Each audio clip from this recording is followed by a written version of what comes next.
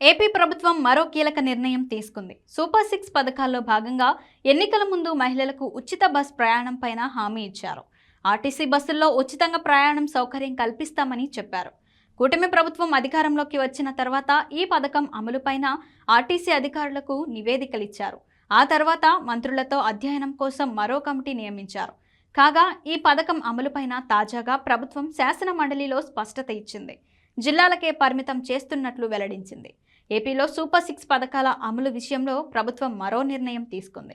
కూటమి ప్రభుత్వం అధికారంలోకి వచ్చిన తర్వాత ఉచిత వంట గ్యాస్ సిలిండర్ల పథకం అమల్లోకి తీసుకొచ్చింది. తాజాగా 2025-26 బడ్జెట్లో తల్లికి వందనం, అన్నదాత సుఖీభవ పథకాల కోసం నిధులు కేటాయించింది. మే నెలలో తల్లికి వందనం అమలు చేయాలని నిర్ణయించింది. అదేవిధంగా పీఎం కిసాన్ పథకం కింద అందే 6,000 రూపాయల మినహాయించి ఒక్కో రైతుకు 14,000 రూపాయల చొప్పున రైతుల ఖాతాల్లో నిధులు జమ చేస్తామని ప్రభుత్వం వెల్లడించింది. మే నెలలో ఈ 2 పథకాల అమలు దిశగా ప్రభుత్వం కసరత్తు చేస్తోంది.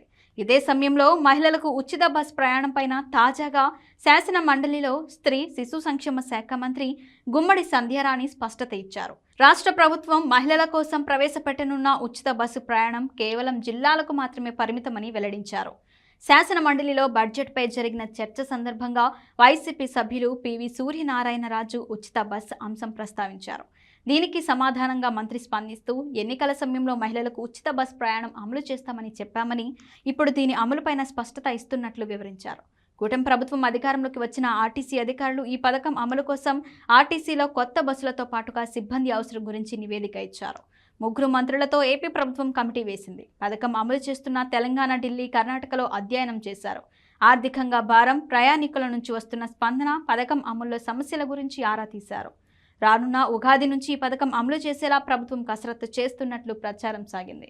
ఈ సమయంలో మంత్రి సంధ్యారాణి ప్రకటన ద్వారా రాష్ట్ర పరిధిలో కాకుండా జిల్లా పరిధిలోనే మహిళలకు ఉచిత బస్ పథకం పరిమితం చేయనున్నట్లు స్పష్టమవుతోంది. ఒక విషయం అధ్యక్ష, నేను గ్రామాల్లో తిరుగుతున్నప్పుడు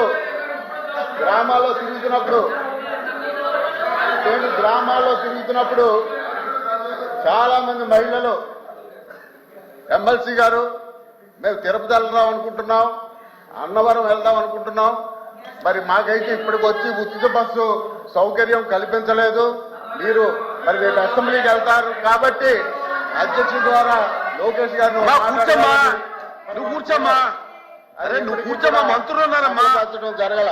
అరే అలాగే అధ్యక్ష, ఇంకొక 2 విషయాలు అధ్యక్ష, 2 విషయాలు మాట్లాడి ముగిస్తాను అధ్యక్ష. 2 విషయాలు అధ్యక్ష, అంటే మహిళల గురించి చెప్పారు కాబట్టి చెప్తున్నాను. మహిళలందరూ గౌరవ ఎమ్మెల్సీ గారి దగ్గరికి వెళ్ళి మాకు అన్నవరం వెళ్ళాలి, తిరుపతి వెళ్ళాలి, బస్సు లేదు అన్నారని. యాక్చువల్ గా అన్నవరం, తిరుపతి బస్సులు ఇస్తామని చెప్పలేదు అధ్యక్ష. ఏ జిల్లాలో మహిళలకి ఆ జిల్లాలో వెళ్ళడానికి, అంతేగాని విజయనగరం నుంచి అన్నవరం వెళ్ళడానికి, విజయనగరం నుంచి తిరుపతి వెళ్ళడానికి బస్సులు ఇస్తామని మేము చెప్పలేదు అధ్యక్ష. ఉచిత బస్ ప్రయాణం మహిళలకి ఉంటుంది ఖచ్చితంగా, కానీ మీరు ఇక్కడ నుంచి వేరే జిల్లాలు వెళ్ళడానికి కాదు అధ్యక్ష.